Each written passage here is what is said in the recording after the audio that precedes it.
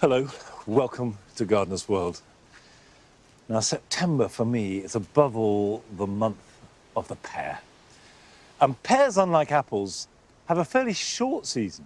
And also, you pick them when they're not ripe, but they are ready. Because when they do ripen, they ripen from the inside out. So by the time it feels soft at all on the outside, it's too late. So if you have a pear here that looks as though it should be ready hanging down, what you do is put your finger where the stem and the stalk join and just lift it to the horizontal. And if it snaps off cleanly and comes away in your hand with no extra pressure, then that's ready. But it's not ready to eat. So what you do is pick them like this, and although they're hard, treat them like an egg. They bruise easily. Take it somewhere cool and dark, and it will store for weeks and sometimes even for a few months. And once they start to feel a bit soft or the colour turns slightly yellower, put a few on a sunny windowsill and they will ripen in days. And you know they're ready to eat because when you press gently round the stalk, if it's soft, it's ready. And a truly ripe pear should be juicy, soft and full of that incredible honey sweetness. Now, coming up on today's programme, Joe visits a gravel garden in Kent that uses plants that can survive with minimal watering, yet maintain colour and texture all year round. This could be the way that some of us are going to be gardening with drier and drier conditions. But it's inspirational too, because look at the range of plants growing. We pay another visit to Kirsty, Becky and Mandy in Dorset and discover how they turned a collapsed greenhouse into a gardening opportunity. Right, are you ready to do some planting? Yep, let's do it. Rock and roll, baby. Let's go on rock and roll. Come on in. Tom Brown goes behind the scenes at RHS Garden Bridgewater to find out more about plant trials. This is the trial that I was particularly excited to see. These are the Hydrangea paniculatas. And there's very few shrubs that can rival the sheer flower power that these plants have got. And I'm going to be busy with bulbs today, including planting my garlic.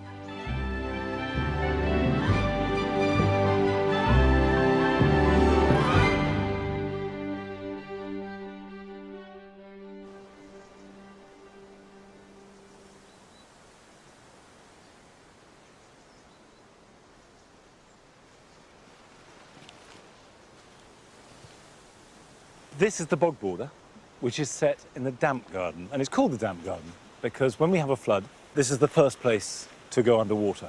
The problem is we obviously can't control that flooding. So it's planted up with hostas and persicaria and regersias, all plants that like damp conditions. And that means that by and large, it's not good for bulbs. The rule is the better the drainage, the better their fare. And that certainly is true for tulips, for crocus, for irises, but there are three bulbs that will thrive in damp conditions. Snowdrops, that like the edge of woodland, snake's head fritillaries, which like water meadows, and what I've got here, which are camassias. Now, camassias come from the west coast of America, and they thrive in heavy, damp conditions. And I'm going to add some camassias to the bog border.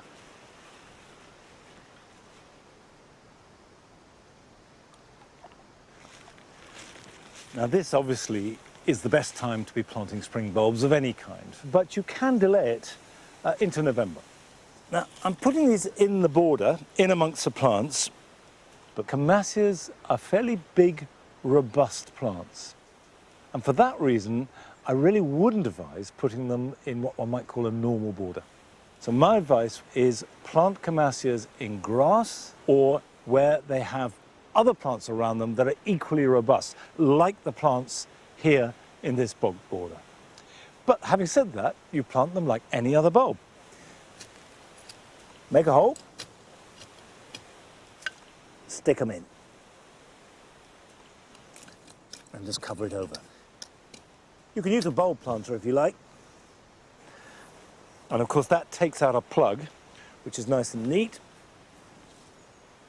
It's worth pointing out, always point a bit up. As for depth, at least the bulb's height below the surface. And if you can do twice that, so much the better.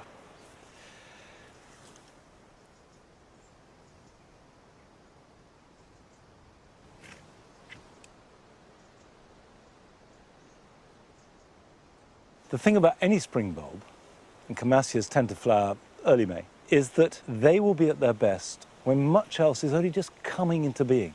So they're that perfect filler from the middle of April to the middle of May. Now, of course, camassias are part of the palette for a garden that is fundamentally wet. But Joe went down to Ightham in Kent to visit a garden that is trying to make the most out of being very dry.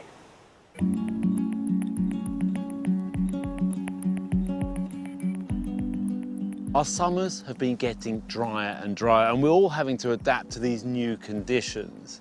Now, I've come to a garden in Kent where the designer has created a beautiful space for all seasons using plants that need very little water. The granary garden is around 500 square metres in size and is nestled in the bucolic Kent countryside. Surrounded on three sides by buildings, this former fruit farm has a distinctly Mediterranean feel with curvaceous flower beds punctuated with evergreen structure. It's been created by garden writer and author Alex Mitchell. So Alex, tell me the story of you and this garden. So I grew up here, and this was a concrete farmyard. This is where me and my brothers learned to ride our bikes. Fast forward decades, and I moved back here with my family, and this barn, we transformed it into a house. And then so we were left with this big concrete area, and I thought I could do something different with it than just a lawn. After digging up the concrete yard, Alex discovered the soil underneath was very poor. Undeterred and inspired by Beth Chatto's gravel garden, famously only ever watered by rainfall, Alex set about creating a series of winding paths and flower beds, filled with plants that would thrive on the rocky, impoverished soil.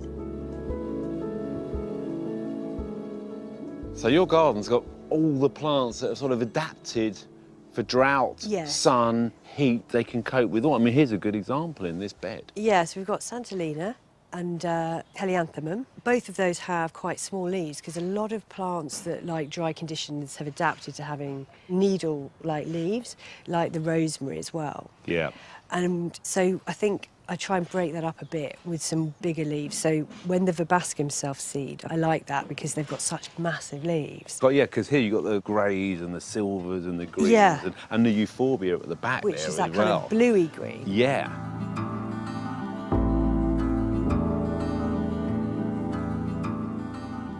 So you've got your palette of plants that thrive in the conditions that you've got. How have you actually sort of put them together? Because there's a lovely flow through the garden, you know, the silvers coming through and the grass coming through, and then the moundy shapes of the euphorbias and the pittosporums and things like That's that. it. So yeah, moundy shapes, so blobs, a few spiky things, and then waft.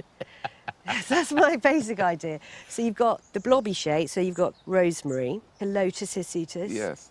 Baccharis, which is a nice, unusual thing. Those are blobs. Waft, so grasses, Verbena bonariensis. Yeah.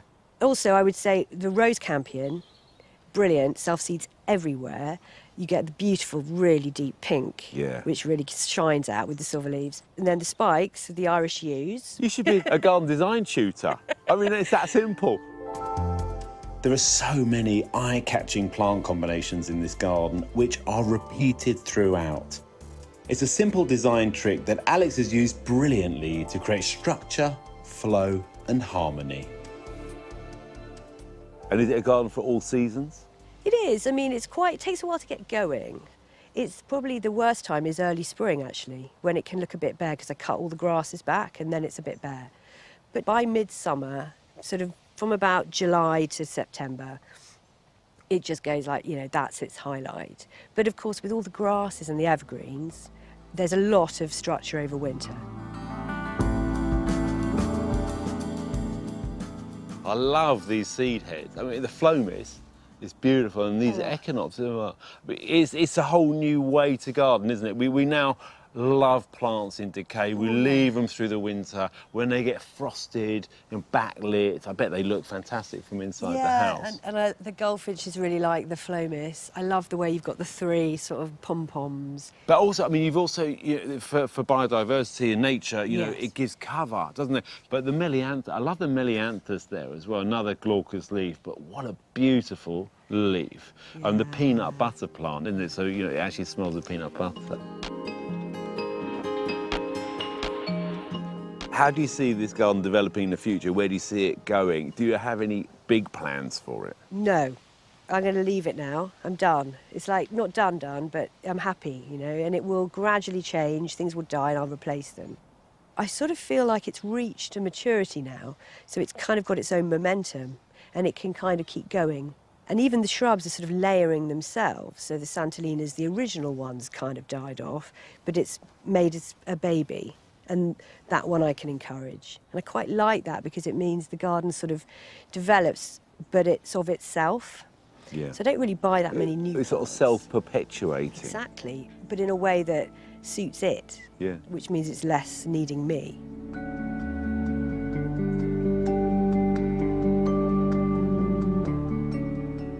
What I love about this garden is its simplicity. All we have here are some meandering gravel paths and loads of planting.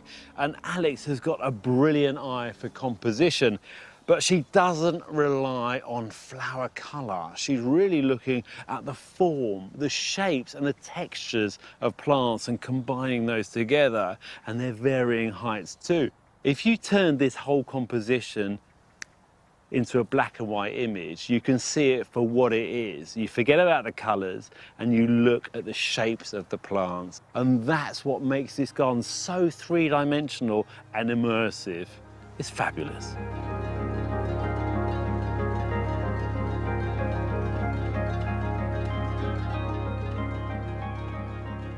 For Alex, this garden is so personal. It represents her past because she was brought up here, the present because she gardens here now, but also her future. And in a way, it represents all our future because this could be the way that some of us are going to be gardening with drier and drier conditions. But it's inspirational too because look at the range of plants she's growing, and she's still created a fantastic garden.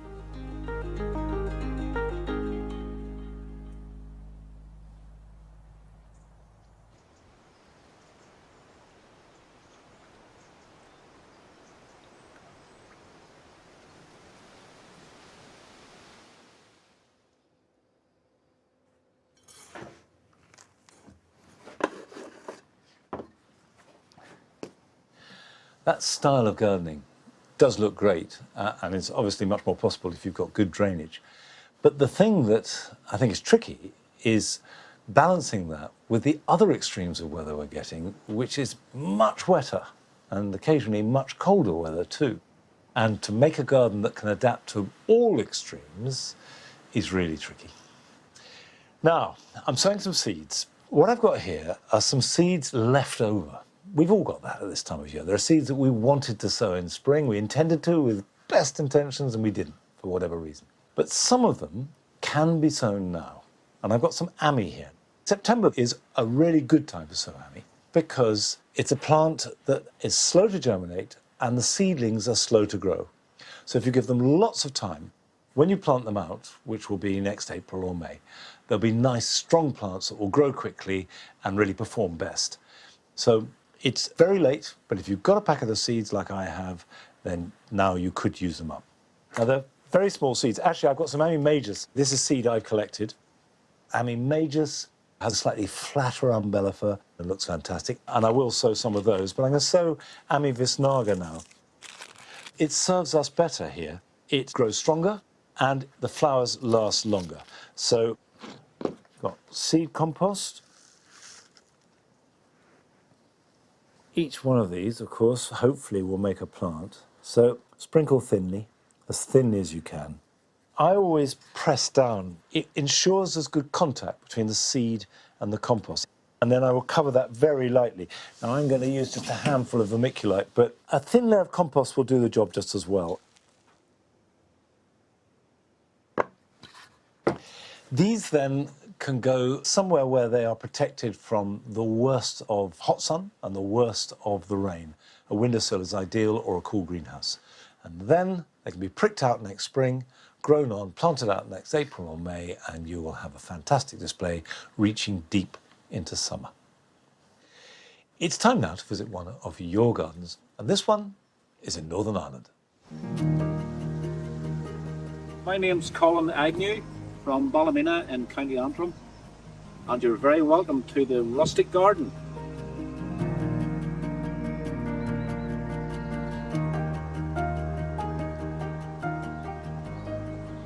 So this is my favourite part of the garden. This is the fernery. Basically it's a sunken glen right in the middle of the garden underneath the tree canopy here. The walls, retaining walls, were built with basalt stone from the local quarry. I have a sandstone floor and sandstone walls on this side with some granite as well. And what's happening here is the plants are now slowly starting to naturalise and find their own particular habitat and the lovely damp conditions that we have down here. It gives me an opportunity to grow some tender ferns, things like the Japanese painted fern here, which is very happy in this environment, and also maidenhair ferns from the Himalayas. I even have Crawfordsburn fern, which is a very rare and delicate fern from Ireland. So a little oasis in the middle of the garden, somewhere to come, to sit and to contemplate and just to chill out at the end of a working day.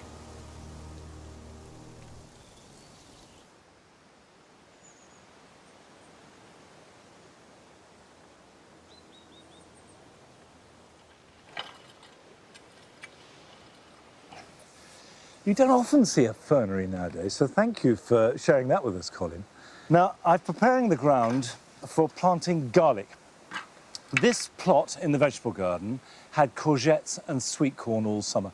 Having cleared it, dug it over, I've added some compost, worked it in, now raked it to a fine tilth, and it's ready for the garlic to go in. Garlic is one of those crops that needs a cold period in order to grow properly. If it doesn't get a cold period of about 4 weeks, what you find is it forms a bulb, but it doesn't break into individual cloves. You just get one solid bulb. So you need to put it in time for cold weather. And I strongly recommend doing this before Christmas. If you buy your garlic as a bulb, cut it open, taking out the stem, and then we can get at the cloves. Now, the important thing is to choose the cloves carefully. So, for example, I've got 2 here. That is too small, because the smaller the clove, the smaller the bulb, and the smaller the resulting clove on that bulb. The bigger the clove, the healthier the plant will be. Now, you can actually now, you never used to be able to, you can now buy it already prepared. This is a variety called early purple white. Good, healthy cloves. So that makes life a lot easier. Either way, take the trouble to keep good cloves. Ned, I'm watching you all day. He's been sneaking around, come here, finding apples, which he then eats with pretty dire consequences. No, Ned, my pockets are full of them. No, you can't have them. It's quite clever of you to find it, though. Okay, back to the garlic. I find that a double row across a board like that works perfectly. So what you do is just push it in the ground, pointy end up, and then about 9 inches apart. Down in there. Garlic responds really well to a rich soil and plenty of moisture.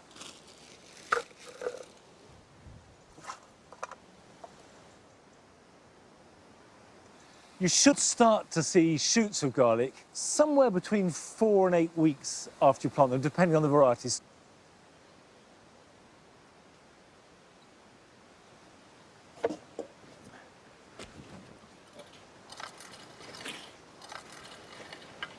Now, I've got more garlic to plant, but I'm also going to add some onions. And conventionally, onions are either sown as seed around about Christmas time or in January, or much more often planted as onion sets, which are bulbs, which you can do as soon as the ground is ready, any time from February onwards and as late even as April. But Japanese onions can be put in the ground now, and they will be ready to harvest next May. So you just get an earlier crop. There are a number of different varieties of Japanese onions. This is a variety called senchu. You can see they're quite small, but unlike garlic, you don't bury them.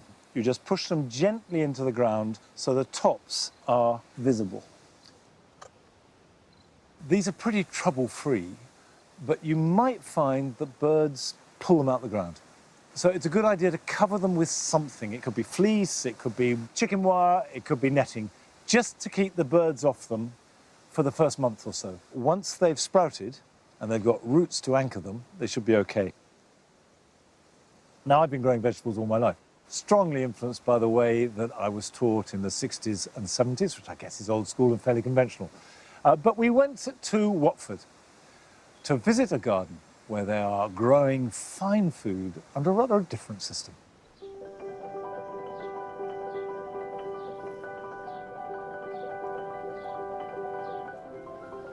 The first thing I do when I come here in the morning is I just simply observe. In permaculture, it's a really, really important thing to do because you get to notice the different rhythms in the garden so that you can kind of adjust what you're growing to create more habitat for different wildlife. My name is Abby Evans and I oversee the kitchen garden at the Grove Hotel. This is a permaculture kitchen garden. Before it was just a very traditional kitchen garden, lots of kind of straight beds, monocultures. However, we decided to incorporate the permaculture ethos to create more of a natural balance and working with nature's cycles rather than against them.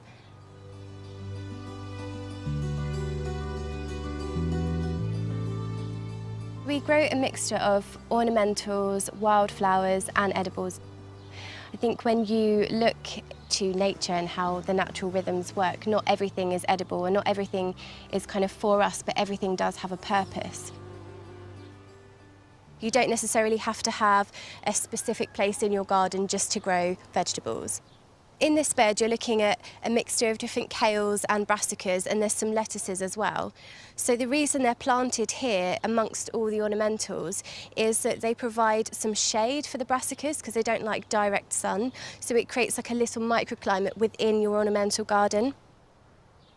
With brassicas, everything just seems to love eating them, especially the birds in the winter. The sort of cover of the ornamentals acts as a bit of a distraction so that when they fly over they don't even see the kale on the ground and it just becomes untouched. So that's one way you can use different plants as a symbiosis to benefit each other. I'm always succession sowing, but I always allow for a 10% loss because I think it's really important that I expect that things are going to get eaten. If they didn't, they wouldn't be part of a really important ecosystem. In permaculture, there's a saying that you don't have a slug problem, you have a duck deficiency. So I'd really like to look at introducing specific types of ducks that will actually eat lots of, they love the slugs. So that would be a lovely thing to incorporate more animals into the garden. This is the spiral bed. And the idea behind the spiral is that as it goes down, it creates lots of different microclimates to grow different species of plants in. So for example, at the top here, this is south facing, so it gets full sun and it's quite free draining as it's quite high up from the ground. So here we're growing stackies, which is Chinese artichoke. We've got some elephant garlic in here as well. As you come down the spiral, it's more water retentive, there's little pockets of shade. I could grow lettuce here that has a bit of shade, and a metre across I can have leeks that have a lot more sun but still water retentive. And because everything's growing in the environment that it likes to grow in, everything's really happy. I don't have to do too much manipulation.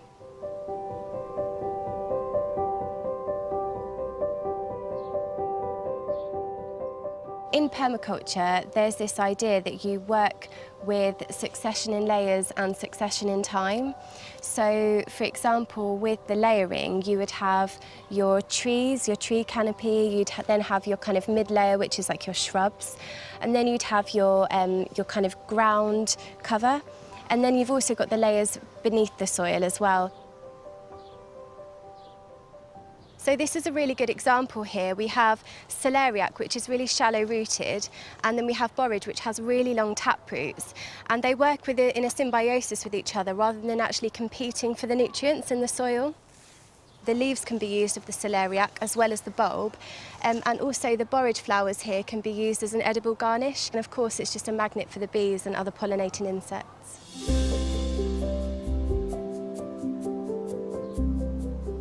When I mean succession in time, an example we've used is where we grow hops up the big structure. We also have a spiral of asparagus. When the asparagus is ready to be harvested, that's when the hop starts growing. So the shade cover doesn't come until after we've harvested the asparagus. So there's kind of these layers and these timings in the garden that we can kind of work to benefit us as well.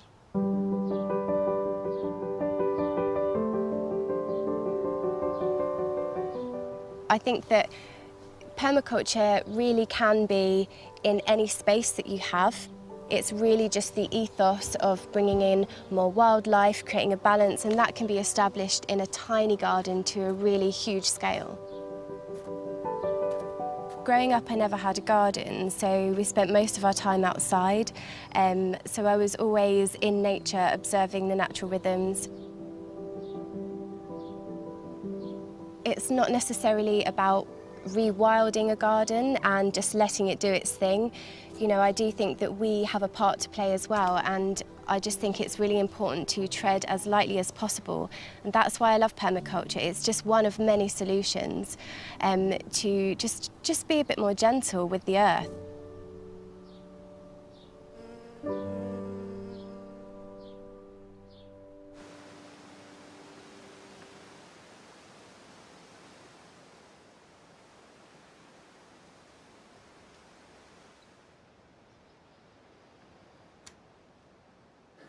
I think permaculture can be quite tricky to do well, but it's fascinating and great that it gets younger people involved. And as Abby says, it doesn't really matter how you go about it, as long as, she says so beautifully, you're gentle with nature.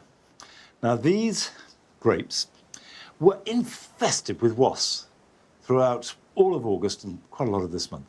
And I'd written them off. I thought, okay, the wasps won, Longmeadow nil. But the wasps have now gone, and what we're left with is more than enough grapes for us. This is a variety called Black Hamburg. I keep cutting it back, otherwise there's too much shade and anyway too many grapes, both for the wasps and for me. But what we've got now is a good selection to take indoors.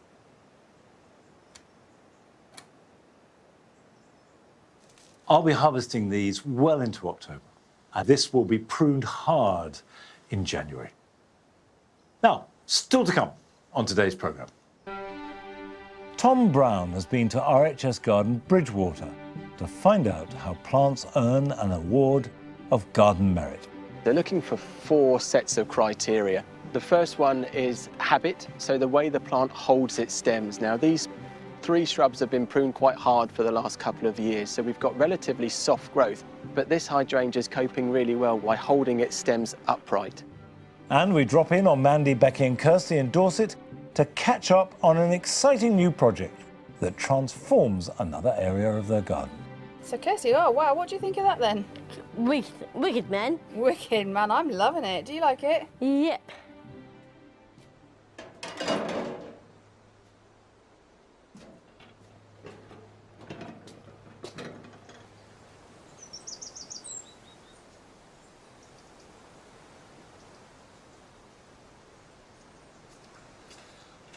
I would like you to admire my crop of caterpillars. They've been really good this year. Unfortunately, there's still a bit of kale that's got in the way, but on the whole, the caterpillars have come through.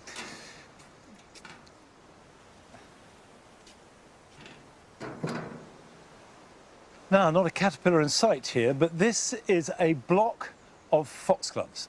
We treat this as a nursery bed, The foxgloves were sown in February, and when they were big enough, planted out in rows along here to grow on. Now, these are biennials, and like all biennials, in principle, they grow roots and foliage in the first season, and then flowers in the second. I have to say that quite a few of these produce flowers in the last month or so, and you can see there are still some flower spikes on them. I would put this down to the fact they were sown in February, whereas foxgloves naturally set their seed no earlier than the end of May and sometimes as late as July. So perhaps they feel they've skipped a season. However, it means I've got nice big plants which should flower very well next year. And the thing to do is just dig them up from the nursery bed, taking as much root as possible, ready to transplant. You can see there's a lot of root on that.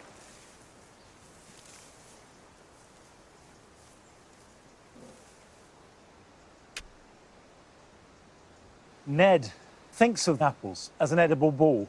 So this very hard rubber ball is an apple substitute, and it seems to be working. He thinks it's going to be thrown for him, but he can't eat it, which for me is even better. Working so far, isn't it, chap?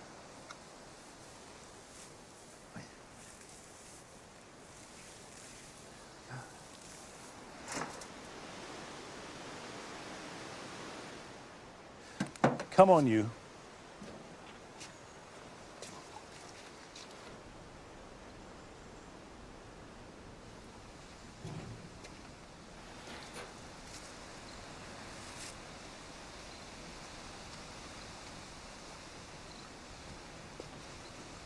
I grew these foxgloves specifically for these beds.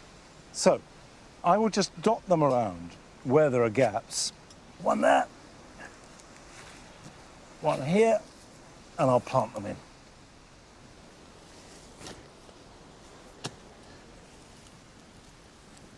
And you can do this, of course, with any biennial. Sweet rocket, you can do it with forget-me-nots, whatever your favourite spring-flowering biennial plants are, now is a good time to plant them. And if you haven't grown from seed, buy young plants, pop them in the ground, and they will serve you very well indeed.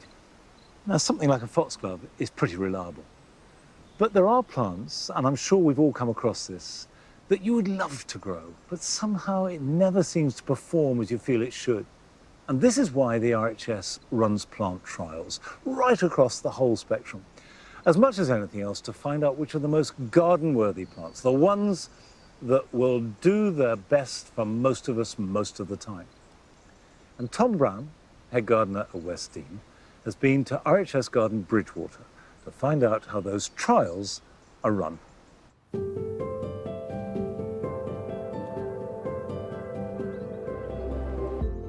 Plants in all their glorious variety are what makes any garden.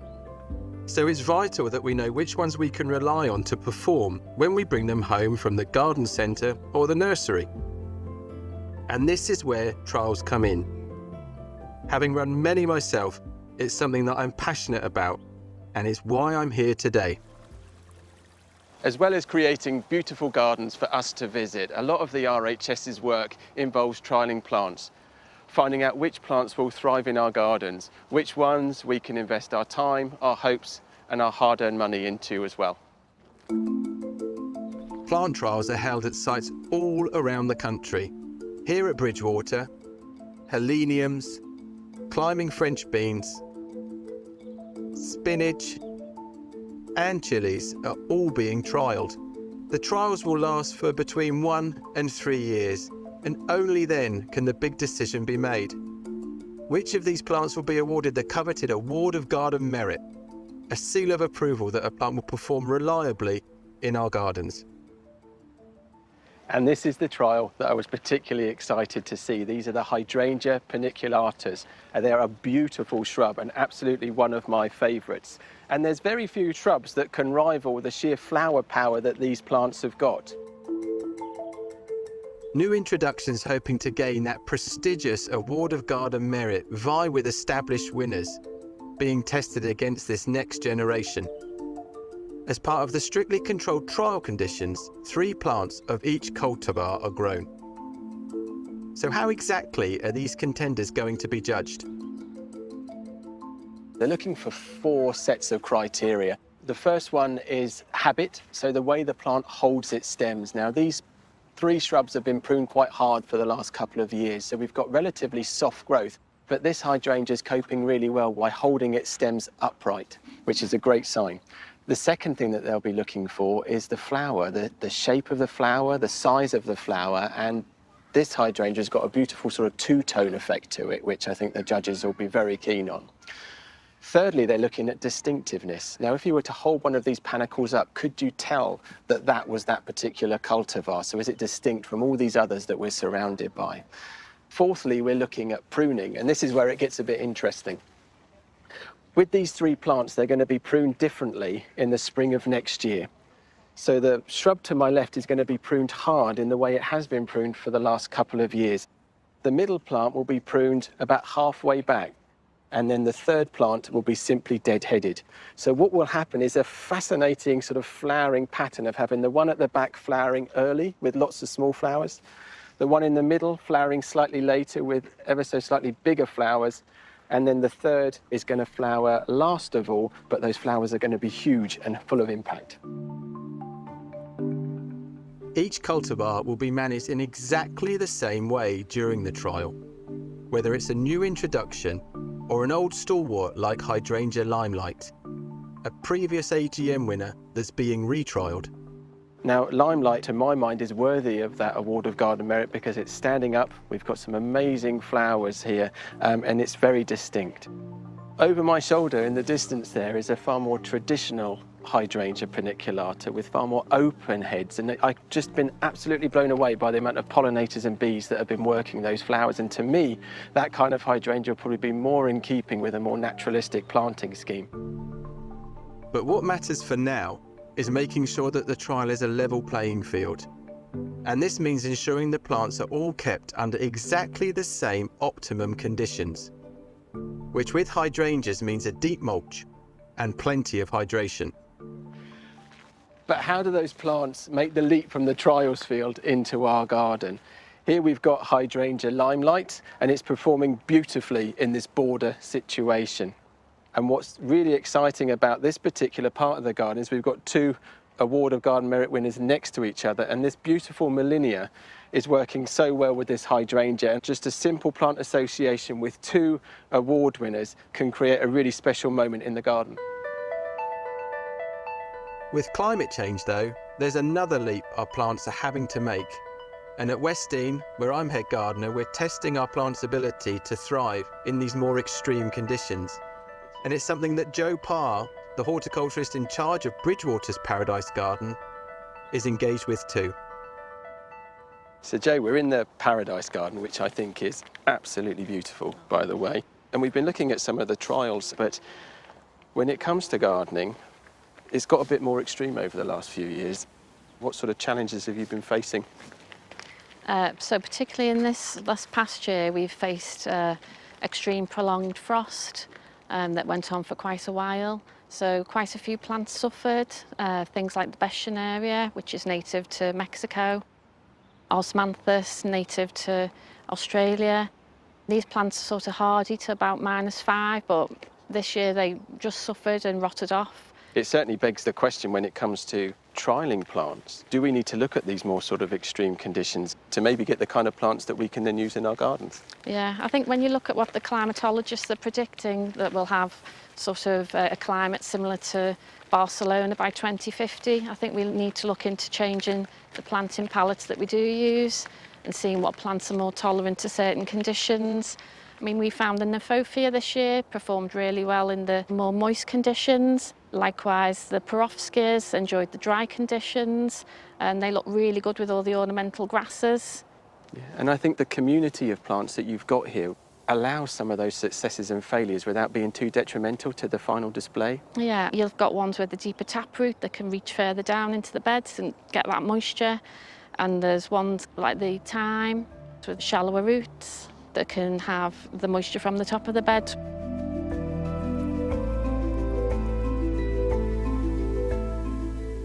I love the process of trialling plants, and I'm very passionate about the kind of information that we can get as gardeners to inform our plant choices in the future.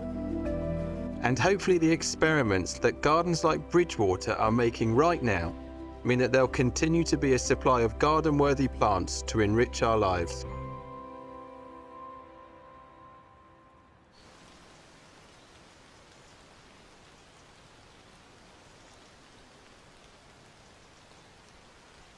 It's a fascinating process. And I think all us gardeners use and rely upon the advice and the experience we get from those trials. The only thing I would say is trust your own judgment. Some plants like you and your garden more than others, and there's no knowing which they might be. Sometimes they just work for you, even if they don't work for anyone else. And here, where it's a wet part of the country, and it's certainly raining now, tree ferns and ferns of all kinds love it. And I found that this is the perfect spot. If you find the right place for the right plant, it'll be happy. Right, it's time to go and visit another one of your gardens, which is at Tamworth in Staffordshire. My name is Etheline Deere, and I am in the Belgrave Community Allotments and Gardens. Main idea is to learn to grow your own vegetables and the community spirit to cultivate and build community and to be with people who loves gardening and enjoy it as I do, because I do. Sorry. In here we've got some yellow courgettes. We've not planted them before, so I'm really chuffed with them. They're just absolutely gorgeous. And I'm going to pick one now, because look at that. Children come here and they're eating runny beans raw, broccoli raw. They're munching through lettuces and cucumbers and courgettes. And we've got apple mint, we've got thyme, we've got chocolate mint. It's just amazing. It's just amazing. The ethos of Belgrave Community Allotment and Garden is to be organic, to be eco-friendly. We intersperse flowers with vegetables to provide lots of things for the insects to eat instead of the plants. So you'll notice we haven't got any green flies. We retain a grass area which all the slugs and snails, the birds feeds there, the hedgehog, we've got hedgehog on site, and with the bugs, we've got a pond down the bottom. It's like a playground itself. You know, we're playing with plants, we're nurturing plants, and we're doing all those things which makes people happy, you know.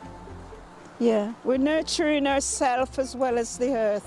Mother Nature really does provide us. You know, we're making our own compost. The rainwater we've gathered, and we're learning how to live simply and to be resilient, and how we need people. We're cultivating plants and we're cultivating friendship and love.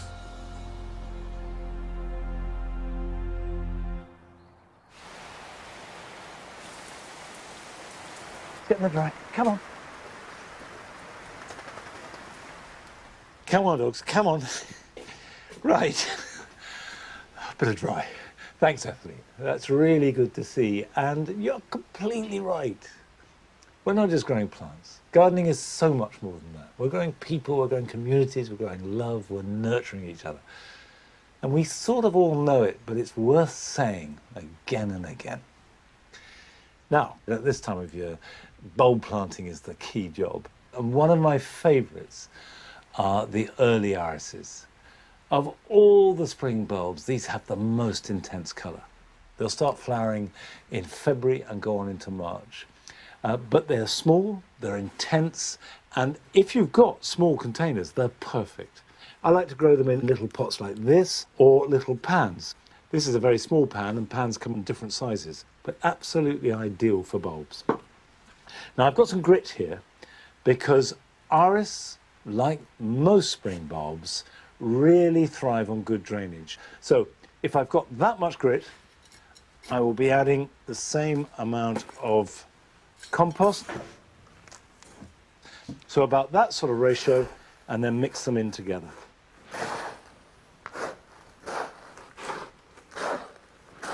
And if in doubt, go heavy on the grit. So that's good. Now, if there's a bigger drainage hole than that in the bottom, it's worth putting a crock in, but that will be fine. So we'll just half fill that. Now, we've got Catherine Hodgkin, a white touched with a bluish greyish flame, and you can pack them in quite closely. I'm going to try and get all 6 in this little pot. You can see I'm planting them halfway up the pot, pointy end up, of course. That's perfect. Cover it over, leaving a little bit of space at the top, and then cap it with grit. It's important, this, because the rain will hit the compost and splash up and colour the petals. I'll water these and then I'll put them somewhere dry, because they can take any amount of cold, but what they can't take is sitting in water. So water them now, and you don't really need to water them again until you start to see shoots appear, which will be in the new year. And I have to say, these give me as much pleasure as any plant that I can grow. Now, it's time to visit 3 sisters who have shared their garden with us a number of times before, and we've got to know very well. And we're going down to their home in Dorset to see how they've got on with their garden this summer. This is Rebecca. My name's Mandy. My name's Kirsty. We're Garden Spirit Sisters. Ta-da! We've had a busy time in the garden. Last year we planted up our borders. One sunny and one shady. And in the autumn, got daffodil bulbs from both. Let's tip some out then. Tip some out. We scattered tulips too, on the sunny side. We don't know what colour they're going to be.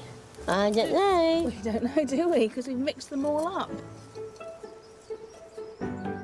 And as a surprise for Becky, Kirsty created her very own fairy garden. I'm making a wonderful favourite fairy garden for you, Beck. Because I love you. Surprise, darling! Which went down very well. You love it, don't you? Yep. Oh. She had most toots. She is a most toots, isn't she? Yep. What did you say to Kirsty, Becky Boo? So what do you think? She likes it.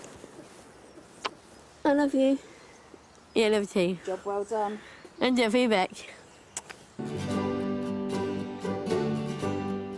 It meant that in spring there was excitement as the bulbs started to grow. Hi everyone. Today is 1st of March. It is springtime. Have we got any flowers up? Yeah, we got daffodils. Yeah. And a white flower. Beautiful.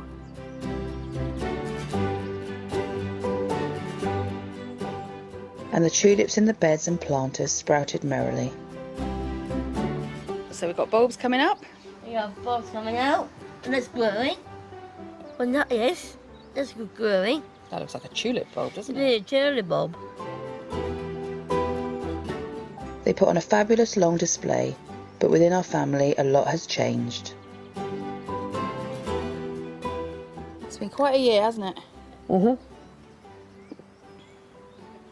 So poor old Becky's been in hospital. So I'm here an awful lot now to help look after her. Mm-hmm. And what happened to the greenhouse? The greenhouse The greenhouse is broken. But we've got that lovely area over there, haven't we? Yeah.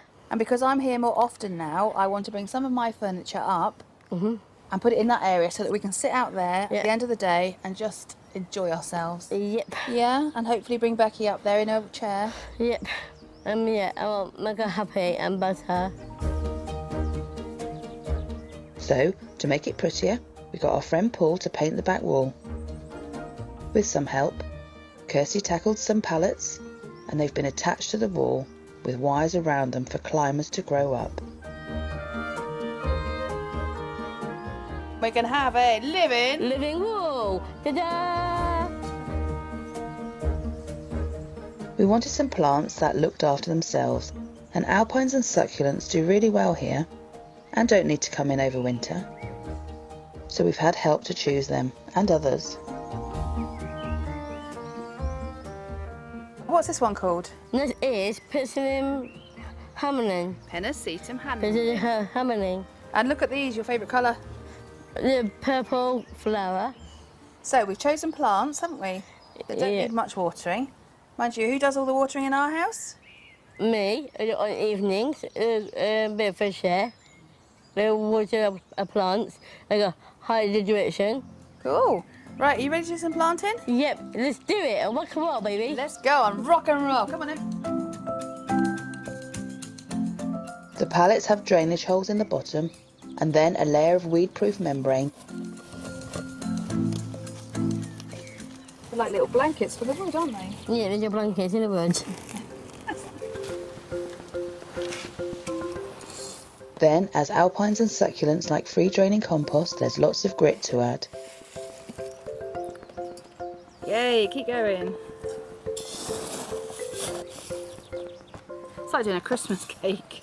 Do you want to stir for luck? Behave. Perfect. There's herbs like chamomile and rosemary to go alongside the succulents. Oh! Wow. I just love smelling them. And with lots of different shaped plants going in, it's looking great. So Kirsty, oh wow, what do you think of that then? Wicked, man. Wicked, man, I'm loving it. Do you like it? Yep. To soften the sides of the pallets, there's jasmine to climb, and then along the bottom, a plant that's recently won me over, as long as it's in containers. How about that? Yeah. Well, I've never been a fan of grasses, Kirsty, but since we put that other one in the pot, I think they look really nice. Mm-hmm. Like little waterfalls, especially in the autumn, actually. Give it a tap. You pull the plant pot off. Perfect. Right. Plonk that in the middle. So these, we'll put these underneath the pallets, underneath our living wall, and that'll give us some height on the floor, won't it? Okay. What do you think of that, Kirsty? Like a fountain? Yeah, fountain.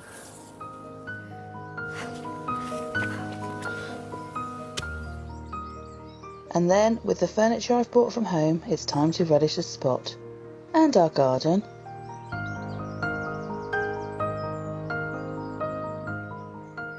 With Becky in a wheelchair and Nicola, our sister, who works behind the scenes. And most importantly with our amazing head gardener, who led us all the way. This was all your inspiration all those years ago, Kirsty. Oh. Don't you go most toots on me, will you?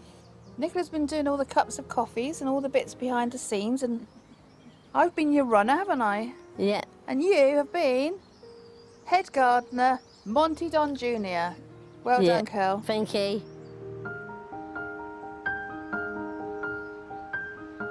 We are Garden Sisters. Ta-da! Ta-da!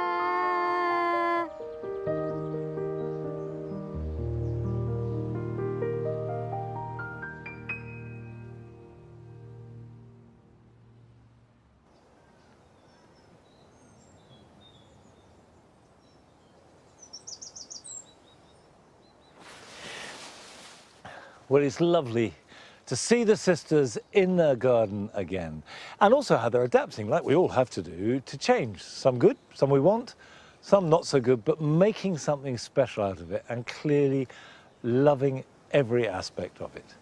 Now, the garden here at Longmeadow has reacted in an unlikely way to this summer because it was pretty wet and cool.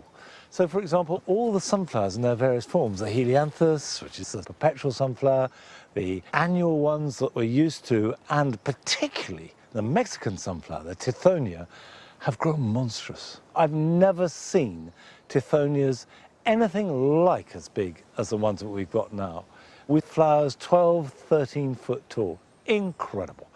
But unfortunately, with the wind and the rain that we've had over the last few days, and no doubt will get throughout the rest of autumn, they're big, they're heavy, and they're flopping. They need a lot of staking. So it's constantly a question of supporting as best you can. In we go. That's a little bit better. As we move into autumn, we want to keep as many flower heads, seed heads, and stems as we possibly can. It's really good for insects and birds, and I think looks great, particularly on a frosty day. But we stop supporting plants round about the end of October. And anything that can't be self-supporting, we cut back. But it's a gradual process. Now, I've got a lot of propping to do. So while I'm doing that, here are your jobs for the weekend.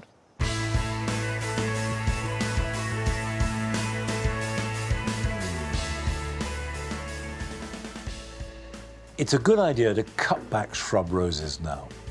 I do this quite hard, sometimes reducing them by half, simply rounding the shrubs with shears.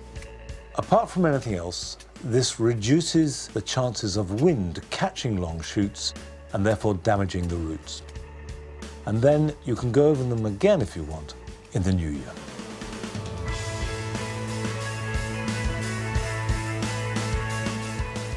Cosmos is a flower that will go on blooming well into November. But to ensure this, you do need to keep deadheading.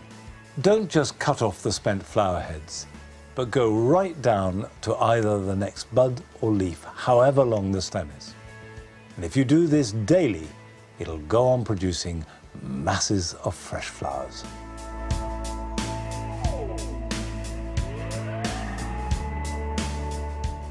Now is a good time to take cuttings from you, and it's surprisingly easy. Choose strong growth, preferably with a stub of last year's wood. Strip off the lower leaves, and if the stem is very long, divide it into two. Place the bare stems in very gritty compost. Water and put somewhere sheltered to root. This may take a while, but by next spring you should be seeing new growth and the plants will be ready to pot on.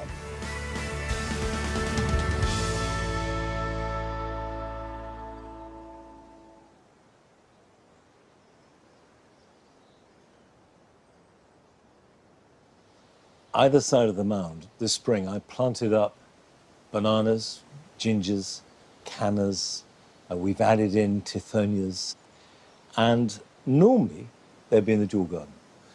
And they've done very well. They've loved this summer.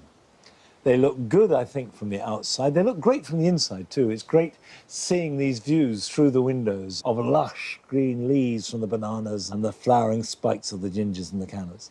But the other big difference is going to happen this winter because the last 10 years or more, I've always bought these plants indoors, and I heat them too. And if we get the extremes of temperature in winter, as we have been in summer too, going down last year to sort of minus 15, minus 16, they need a lot of heat.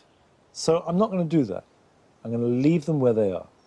I will cut back things like the cannas and the gingers, and I'll mulch them really thickly. I'll wrap up the bananas, and I will dig up the dahlias because it's the tubers you store, and that's easy. And I'm going to let them fend for themselves with the absolute risk that I might lose them. But for the moment, I'm just going to enjoy them. And hopefully that will last for another few weeks yet. But not for today, because that's it. I will be back here at Longmeadow next week at the slightly later time of 9 p.m. So until then, bye-bye.